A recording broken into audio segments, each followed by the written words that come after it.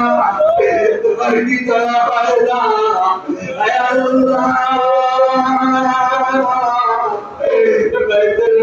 আয় আল্লাহ মসজিদে নববী আয় আল্লাহ মসজিদে আকসা আয় আল্লাহ মসজিদে হারামে যেভাবে দোয়া কবুল হয় এভাবে দোয়াগুলি আমাদের কবুল আর মঞ্জুর করে নাও আয় আল্লাহ বাইতুল জামা মসজিদে মুসল্লিরা আয় আল্লাহ আয় আল্লাহ তোমার দরবারে ফলে কাঁদতে